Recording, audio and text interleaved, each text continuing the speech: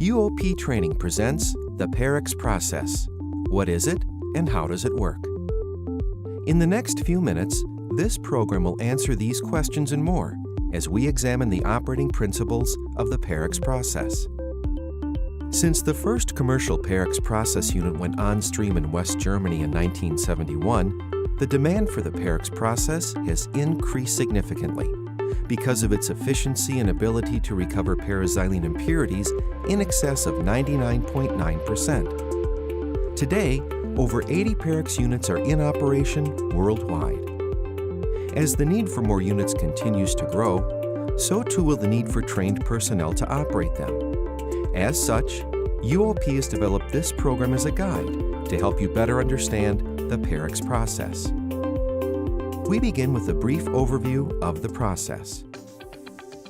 The p-x process is one of the family of sorbix extraction processes developed by UOP that separates and recovers compounds from mixtures difficult to separate by other means. Specifically, the p-x process is a process for the absorptive separation of p-xylene from a mixture of C8 isomers which include para, ortho, and metaxylene, as well as ethylbenzene. The compound that the p-x process recovers, p-xylene, is used in the petrochemical industry to produce terephthalic acid, or PTA. PTA, in turn, is used to produce polyester fibers, used in the manufacture of clothing, tires, and plastics such as polyethylene terephthalate, or PET, which is used in packaging films, water bottles, and other liquid containers and food containers. The p-x process unit that performs this separation consists of two sections, the absorption section and the fractionation section. First, we'll examine the heart of the p-x process, the absorption section. Inside the adsorbent chambers are porous adsorbent particles consisting of zeolite crystals. Between the individual particles are empty spaces or interstitial voids. A closer look at these adsorbent particles reveals two types of pores. The larger ones, or macropores, are in the superstructure of the particle itself and are non-selective. That is, they do not have the ability to separate the different components from the feed mixture. The zeolite crystals in the adsorbent particle have selective micropores that actually affect the separation. These micropores selectively absorb p-xylene, seen here as component A, while the other components remain in the liquid phase. An equilibrium is established between the components in the adsorbed and liquid phases. At equilibrium, the concentrations of two components in the liquid and adsorbed phases are given by this equation. Za is the concentration of component A in the adsorbed phase, and Xa is the concentration of component A in the liquid phase. Similarly, Zb is the concentration of component B in the absorbed phase, and Xb is the concentration of component B in the liquid phase. Beta is analogous to the relative volatility for distillation. It is called the selectivity. For the p-x process, beta is equal to 3. That means the concentration of p-xylene in the micropores is 3 times higher than the concentration in the liquid phase. By taking the absorbed liquid from the first equilibrium and contacting again with the absorbent, component A becomes even more pure. This process can be repeated until the desired purity of component A is obtained. Next, we'll explain what is represented by selective and non-selective volume. If we fill this container with absorbent with C8 aromatics, we find that a specific amount of liquid is required. When the liquid is drained from the cylinder, you can see that all of it is not recovered. The amount of liquid that is recovered is equal to the non-selective void volume in the absorbent bed. This liquid was held in the interstitial voids and non-selective macropores. We'll call this volume VW. If heat is applied to the adsorbent bed, vapors are driven off. When the vapors are condensed, the remainder of the liquid is recovered. That volume of liquid corresponds to what was absorbed in the selective micropores of the absorbent bed. We'll call this volume VA. In order to separate p-xylene from its isomers, the adsorbent must be moved past the feed point at a sufficient rate to allow the selective pore volume, VA, to fill up with p-xylene. much the same way as a bucket on a conveyor belt would operate. Think of volume VA as being equally divided among the buckets. The flow rate of the selective pore volume is proportional to the rate at which the conveyor moves. We'll call this rate A being the selective pore circulation rate in units of volume per unit time. It's important to understand that along with the selective pore volume, VA, moving upward at rate A, there is also a flow of non-selective volume, VW. This is the interstitial void and non-selective macropore volume associated with the adsorbent. The non-selective volume will contain the compounds from the feed which were not absorbed. This volume moves upward at a rate which we will refer to as W, and which is proportional to A. Again, W is expressed in units of volume per unit time. In order to recover the absorbed component in a pure form, the non-selective volume must be flushed countercurrent to its flow at a rate Li, which is greater than W. L prime sub I is the net zone flow and is equal to Li minus W. The factors affecting the efficiency of the separation are the concentration gradient between absorbed and liquid phases, Za minus Xa, selectivity beta, and the net zone ratio, L prime sub I over A. With solid circulating upward and liquid circulating downward through the vessel, the feed stream enters at this point.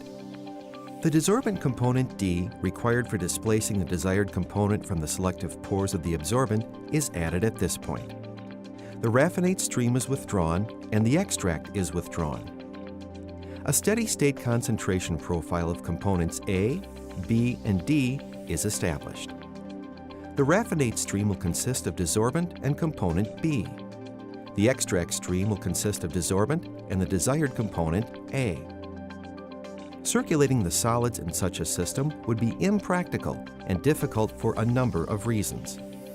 Erosion of the equipment caused by the solid circulation and attrition of the absorbent particles themselves would be excessive. Furthermore, it would be impossible to maintain plug flow conditions in the chamber, consequently reducing the efficiency of the separation.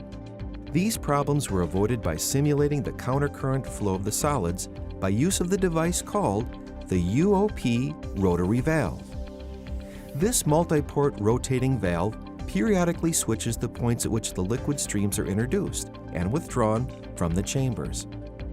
The switching of the valve position is synchronized so that the liquid inlet and outlet points move in time with the concentration profile. In this manner, the composition of the extract or raffinate stream withdrawn from the chamber has the same position at each step of the rotary valve. For demonstration purposes, this simplified illustration shows only 10 lines.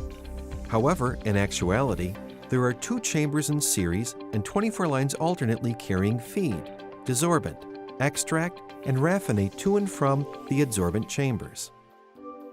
The net zone flow rate, L prime sub I, is used as a control variable for establishing the required conditions in each of the zones of the adsorbent chamber. Consider a section of the simulated moving bed near the point at which the feed is introduced. At an initial time, or t equals 0, a dye spot is injected into the chamber. At a later time, t equals t, the rotary valve switches or is indexed to the next lower bed line. The dye spot is kept pace with the point at which the feed is introduced. At a later time, t equals 2t, the rotary valve indexes to the next position. Again, the dye spot has kept pace with the point at which the feed is introduced. The rate at which the absorbent selective pore volume appears to move upward is equal and in the opposite direction to the rate at which the feed point moves downward. As you recall, the rate at which the non-selective volume W moves upwards is proportional to A. In this case, since there is no relative motion to the dye spot with respect to the feed point, the actual liquid flow is exactly equal and opposite to W. That is, there is no net flow of liquid with respect to the non-selective volume. Here the situation is similar to the previous one.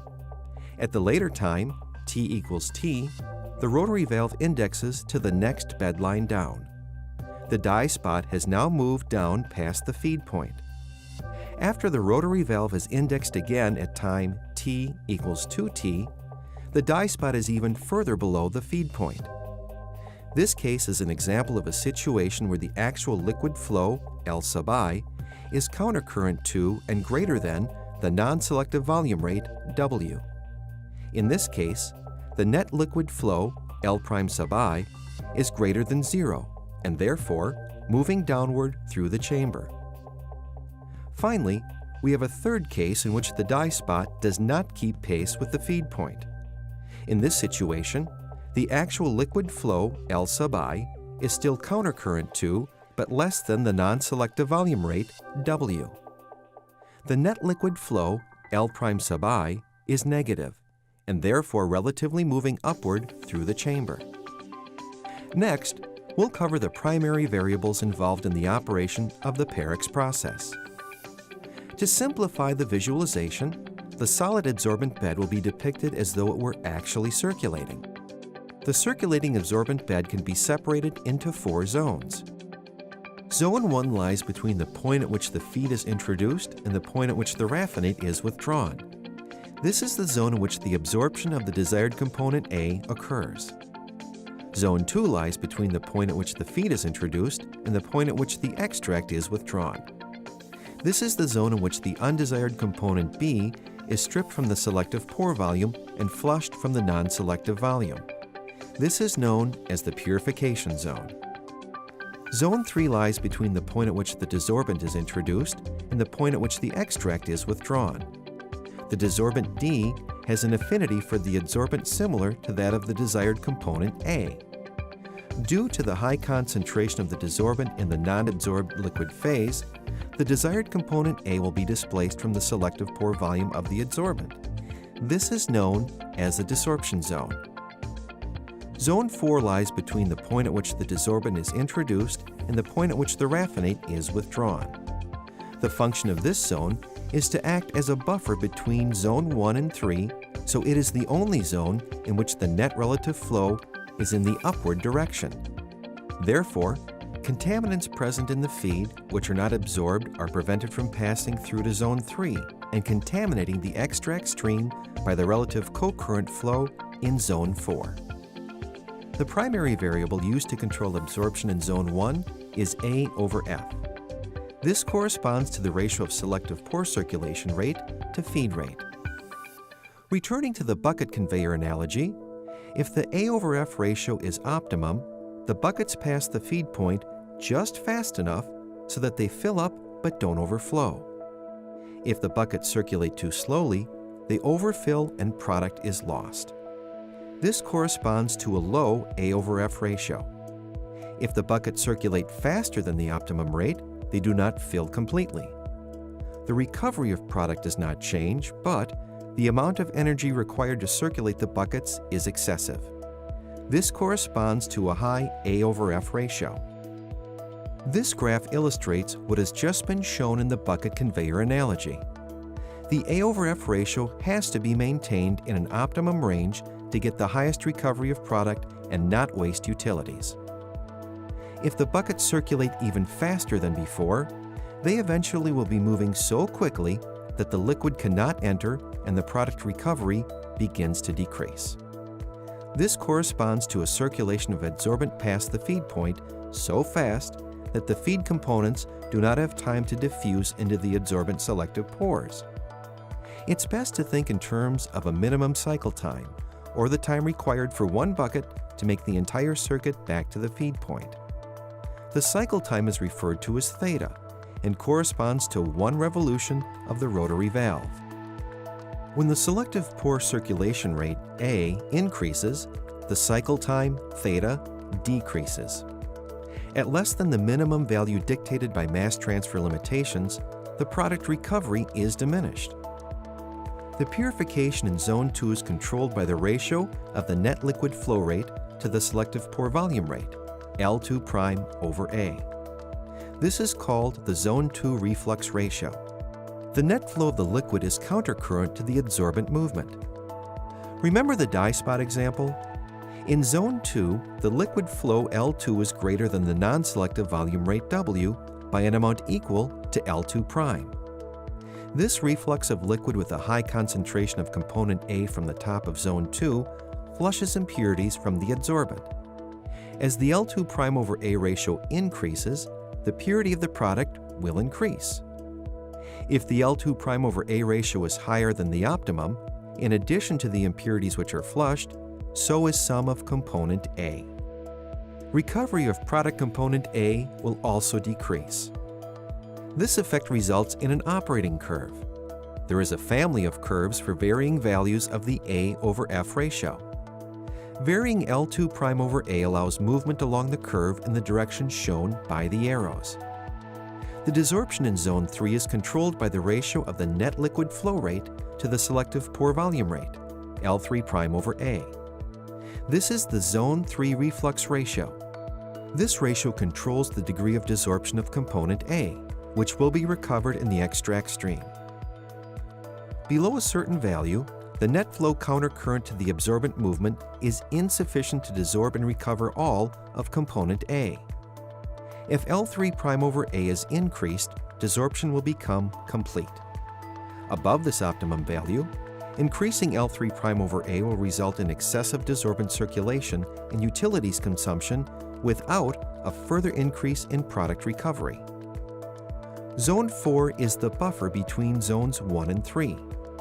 It keeps component B from entering zone 3, where it would quickly migrate to the extract stream, reducing the purity of product component A. For this reason, the net flow in this zone is upward or negative. This is accomplished by setting the actual liquid flow rate at less than the non-selective volume rate W. Remember the example for the net flow less than 0? This occurs only in zone 4. The upward net flow keeps component B from flowing into zone 3 and allows the continuous recovery of component A at high purity. L4'/A must be negative enough to prevent contamination of the extract stream without excessive circulation of desorbent and consumption of utilities. The fractionation section consists of 3 main columns: the raffinate, extract, and finishing columns. The raffinate leaving the adsorption section consists of the undesired components and desorbent. The raffinate is separated in the raffinate column into recycled desorbent and purified raffinate streams. The purified raffinate is taken as a side cut to ensure that it is dry, then sent to an isomerization unit where additional p-xylene is produced from the mixture of C8 aromatic isomers. The extract leaving the adsorption section consists of p-xylene and desorbent. The extract is fractionated in the extract column into recycled desorbent and crude p-xylene streams. In the finishing column, the light impurities are rejected. The purified p-xylene is taken as the bottom product, and finally, the recycled desorbent from the bottom of the raffinate and extract columns is returned to the adsorption section. During this presentation, several concepts important to the p-X process have been discussed. You will recall the adsorbent structure consists of zeolite crystals in the adsorbent particle. The macropores in the adsorbent particle are non-selective. The selective pores or micropores in the zeolite crystals are the ones that actually affect the separation of p-xylene from the other C8 aromatics present in the feed. In the adsorption section, we learned that circulation of selective pore volume must occur past the feed point at such a rate A that the micropores fill with p-xylene. In actuality, the feed point moves to simulate this rate. Circulation of non-selective pore volume W is not an independent variable. It depends on the rate of circulation of the selective pore volume. In order to recover pure p-xylene, the non-selective volume must be flushed countercurrently with desorbent. The difference between the non-selective void volume rate W and zone flow rates L sub I is the net zone flow rate L prime sub I. To accomplish this process in a practical and efficient manner, UOP developed a rotary valve that simulates adsorbent circulation. Let's take a quick review of the primary operating variables involved in the process. A/F represents the selective pore volume circulation rate divided by the feed rate. It is the primary variable used to control absorption of p-xylene in Zone 1. L prime sub I over A is the ratio of the net liquid flow rate to the selective pore circulation rate in any zone. L2 prime over A is called the Zone 2 reflux ratio and represents the process of flushing undesired components from the adsorbent. L3 prime over A, or the Zone 3 reflux ratio, controls the degree of desorption of p-xylene from the absorbent for recovery in the extract product. L4 prime over A is the Zone 4 reflux ratio, which prevents undesired components from entering Zone 3 and allows continuous recovery of high-purity p-xylene. The dependent variables are beta and theta. Beta, or the Perix process selectivity, is analogous to the relative volatility for distillation and is constant for a given adsorbent-desorbent system. Theta is the cycle time of the rotary valve and depends on the feed rate and desired A over F ratio. Taking another look at the adsorbent chamber zones, you can see that Zone 1 lies between the feed inlet and the raffinate outlet points. This is where adsorption of p-xylene occurs. Zone 2 lies between the feed inlet and the extract outlet points. The remaining undesirable components are removed from the non-selective and selective pores of the adsorbent, allowing relatively pure p-xylene to be withdrawn from the adsorbent chamber. Zone 3 lies between the desorbent inlet and extract outlet points. In this zone, p-xylene is desorbed from the adsorbent. Zone 4 lies between the desorbent inlet and the raffinate outlet points. It functions as a buffer zone to prevent the remaining undesired components in the feed from contaminating the p-xylene product.